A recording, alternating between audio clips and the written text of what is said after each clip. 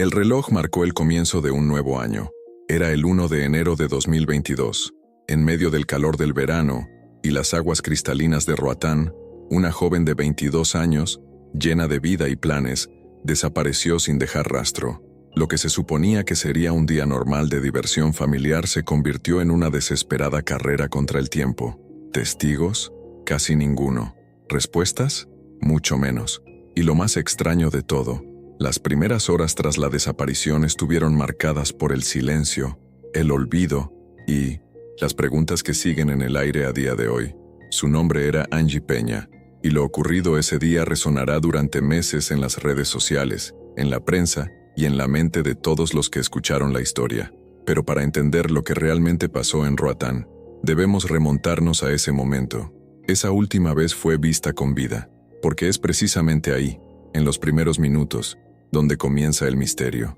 Chicos, ahora es vuestra oportunidad de aparecer en el próximo video. Los primeros 10 en comentar Angie Peña y deja tu opinión, ya sea un comentario, teoría o pregunta, recibirás una mención especial. Y hay más, el primer comentario, tendrás tu opinión leída en el video. Entonces, haz lo mejor que puedas, comparte tus ideas y juntos demos visibilidad a este caso. No olvides darle me gusta y compartir. Cuanto mayor sea la participación, más llegará esta historia a nuevas personas. Hagamos ruido por la justicia. A medida que pasaban los días y la esperanza oscilaba entre la desesperación y la fe, una figura se destacó en medio del caos. Michelle, la madre de Angie, sin formación, sin apoyo, sin ninguna estructura oficial a su lado, se vio obligada a asumir un papel que nunca quiso, el de líder de una búsqueda que se suponía debía ser dirigida por las autoridades. Con los ojos llenos de dolor, pero con la fuerza de quien no puede aceptar perder a una hija en silencio, Michelle comenzó a mover cielo y tierra por su cuenta. Ella fue quien organizó equipos de búsqueda improvisados, alquiló helicópteros, contrató buzos y fue de puerta en puerta reclamando atención. Todo esto lo pagó con su propio dinero, ahorros familiares y donaciones de personas afectadas por el caso. Mientras tanto, las autoridades de Honduras guardaron un incómodo silencio. Lo que más dolió no fue solo la desaparición en sí, sino el completo abandono institucional. La respuesta de la policía local fue fría, distante, casi automática. Ni plan estratégico, ni equipo especializado, ni investigación en profundidad. Las búsquedas iniciales se llevaron a cabo de forma amateur, sin coordenadas precisas, y parecían más un teatro montado para satisfacer a los medios que un verdadero intento de encontrar a Angie. Y fue precisamente esta postura apática la que empezó a levantar una serie de sospechas. ¿Por qué había tanto desinterés en un caso que claramente requería urgencia? ¿Por qué Michelle tuvo que hacer sola lo que debería estar haciendo el Estado? La falta de compromiso de las autoridades no solo retrasó las investigaciones, sino que puede haber comprometido las posibilidades de encontrar a Angie todavía con vida. Un error que, a los ojos de muchos, nunca podrá perdonarse. Con el paso de los días, el dolor de la ausencia dio paso a una angustia aún más profunda, la de enfrentar pistas que, en lugar de traer respuestas, solo parecían confundir y desviar el rumbo de las investigaciones. Eso es exactamente lo que sucedió cuando de repente surgió la noticia de que se había encontrado un chaleco salvavidas en Belice, a kilómetros de donde Angie desapareció. La información se publicó como un posible descubrimiento importante y, por un breve momento, reavivó las esperanzas de que finalmente pudiera aparecer algo concreto. Sin embargo, bastó un simple análisis por parte de Lacey, la hermana de Angie, y la última persona que la vio con vida, para que la emoción se convirtiera en frustración. Lacey fue enfática al afirmar que ese chaleco no era el mismo que llevaba Angie el día de su desaparición. El modelo, la talla e incluso el color no coincidían, pero curiosamente, incluso con esta confirmación, el objeto siguió siendo tratado por algunas autoridades como posible prueba. Como si esto no fuera suficiente para generar desconfianza, poco tiempo después, otro descubrimiento llamó nuestra atención. Una embarcación fue encontrada abandonada en una zona de manglares. Inicialmente se informó que se trataba de la misma motocicleta que utilizó Angie el día de su desaparición, lo que planteó la posibilidad de un accidente. Pero una vez más, los detalles no parecieron cuadrar. El estado de la embarcación era prácticamente impecable, sin rayones, sin daños, sin signos de impacto o uso extremo, algo completamente incompatible con un escenario de accidente en mar abierto. Para la familia de Angie, esta fue una nueva llamada de atención. Michelle, que ya venía cuestionando la falta de compromiso en las investigaciones, empezó a creer que estaban ante un hecho. La teoría de que todo fue parte de un accidente natural perdió cada vez más fuerza, y la duda creció. Si realmente Angie había tenido un accidente, ¿dónde estaban las verdaderas señales de ello? ¿Por qué la única evidencia encontrada fue tan inconsistente? Y lo que es más importante, ¿no se estaban plantando estas pistas para encubrir algo mucho más grande?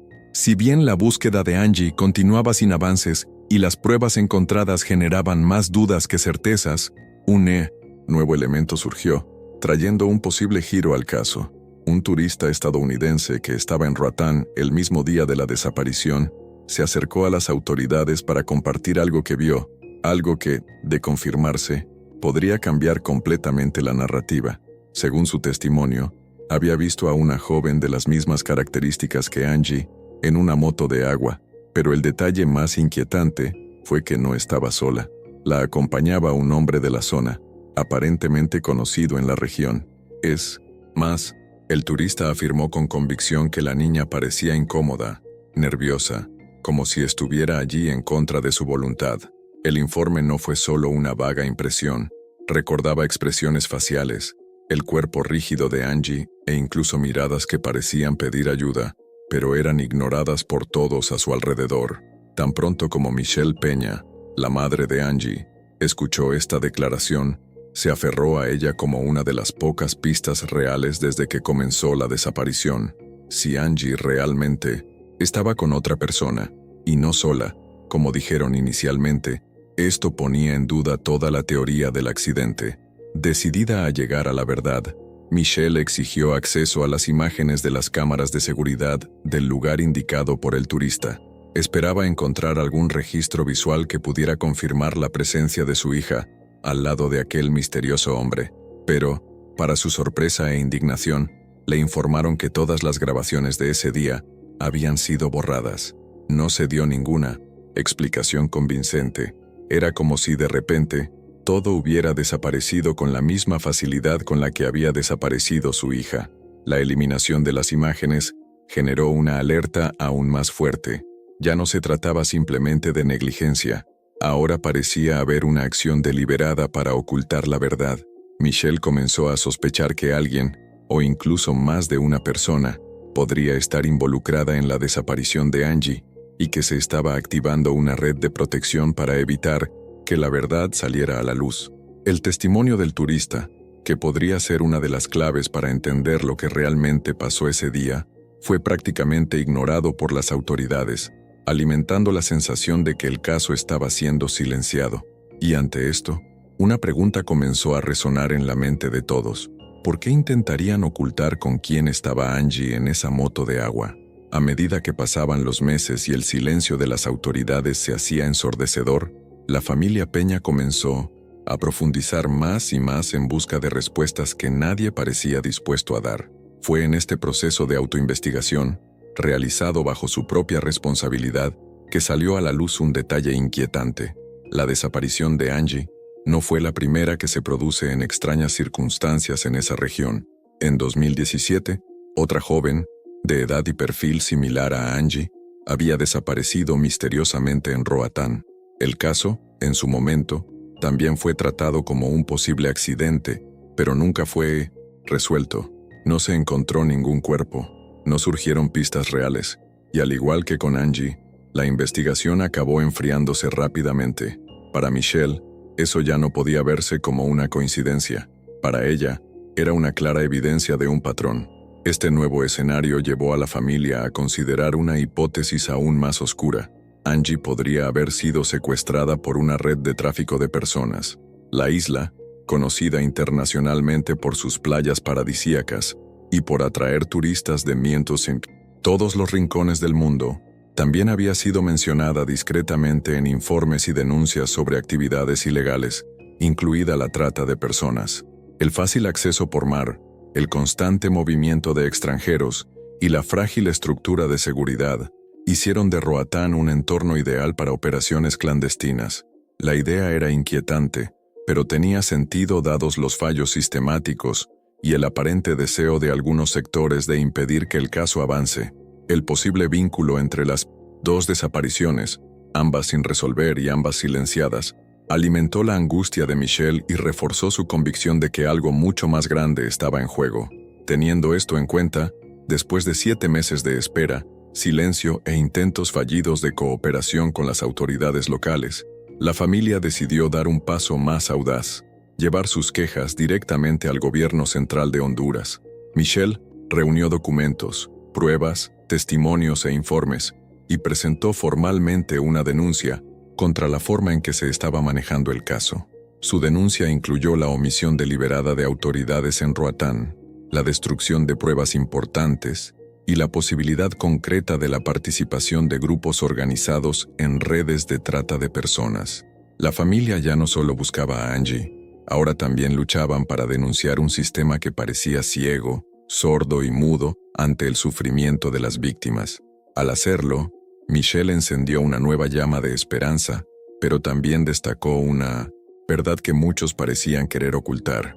Con la denuncia oficial llevada al gobierno central y la movilización de la opinión pública creciente, el caso finalmente llegó a las más altas esferas del poder en Honduras. Fue entonces cuando el viceministro de Seguridad asumió personalmente el seguimiento de la desaparición de Angie Peña. A partir de ese momento, se empezó a construir una nueva línea de investigación, mucho más densa y peligrosa de lo que se podía imaginar en un principio. La información recopilada por Michelle, sumada a pistas desatendidas por las autoridades locales y rumores que circularon discretamente entre residentes de Roatán y turistas, apuntaban a un escenario que parecía sacado de un guión cinematográfico: la existencia de una red de trata de personas operada por figuras poderosas, jueces, policías, empresarios e incluso extranjeros influyentes. Todo ello escondido bajo la fachada turística y paradisíaca de la isla. Esta nueva hipótesis dio un giro dramático al caso.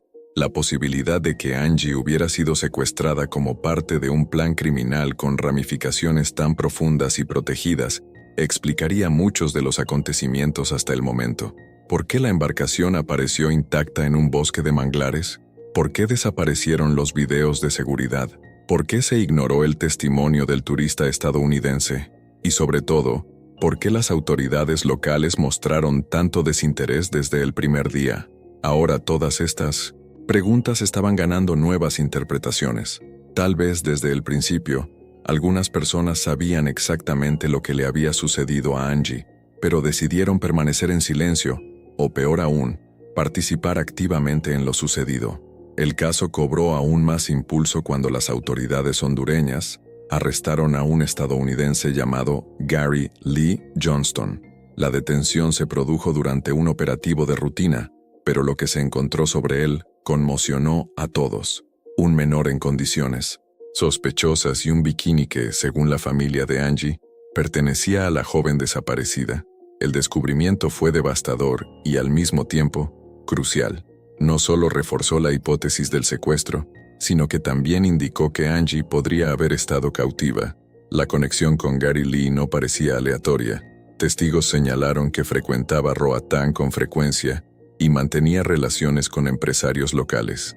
La investigación comenzó a trabajar con la teoría de que Gary era una pieza dentro de un sistema mucho más grande y complejo. Esta nueva fase de la investigación estuvo marcada por la tensión, el miedo y una carrera contra el tiempo. Michelle, a pesar del dolor y el cansancio acumulado, mantuvo su determinación.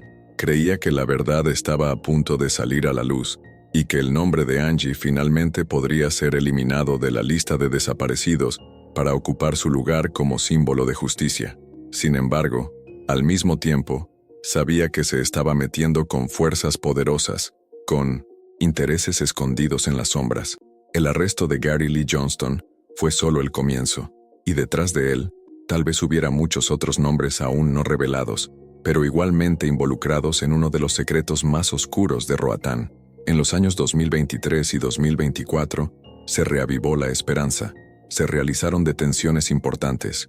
Fueron capturados 2 estadounidenses y un hondureño, todos con vínculos directos con la presunta red de trata de personas que había secuestrado a Angie Peña. La policía también identificó a otro sospechoso, el dueño de un hotel donde supuestamente Angie estuvo cautiva por un tiempo. Pero este hombre huyó antes de que pudieran arrestarlo. Las autoridades confirmaron que se encuentra prófugo y que existen pruebas sólidas de que formó parte de la red internacional de explotación sexual que operaba en la isla.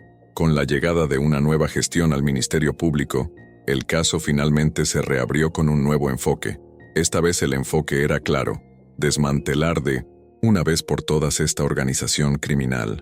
Información antes ignorada comenzó a ser analizada con mayor rigor, y el caso pasó de ser solo una misteriosa desaparición a convertirse en una investigación de alto nivel sobre trata de personas. Y ahora, en 2025, nuevas piezas encajan en este oscuro rompecabezas. Según declaraciones oficiales de la entonces viceministra de Seguridad, Julissa Villanueva, Angie no desapareció en el mar, como se alegó inicialmente, sino que fue capturada por una red criminal sumamente organizada y protegida por figuras influyentes en Honduras. En abril de 2024, Villanueva afirmó que las autoridades ya sabían quién estaba detrás del secuestro y que Angie había sido vista recientemente. Un detalle que reaviva la llama de la esperanza. Puede que esté vivo, todavía. El caso llegó a la Corte de Apelaciones, que ratificó el caso contra los extranjeros involucrados, y hay evidencia de que Angie fue víctima de trata internacional. Incluso con todos estos avances, aún no se ha revelado la verdad completa. Angie no volvió a casa. Su familia sigue luchando y el caso se ha convertido en un símbolo de la lucha contra la desaparición de mujeres y la impunidad en Honduras. Si ha visto hasta aquí, sepa que su atención ayuda a mantener viva la memoria de Angie Peña y de tantas otras víctimas que nunca tuvieron la oportunidad de regresar. Compartir historias como esta es un acto de resistencia, y si este video te conmovió de alguna manera, considera dejar un comentario, compartirlo y suscribirte al canal, porque mientras estas historias se cuenten, nunca serán olvidadas. Nos vemos en el próximo caso.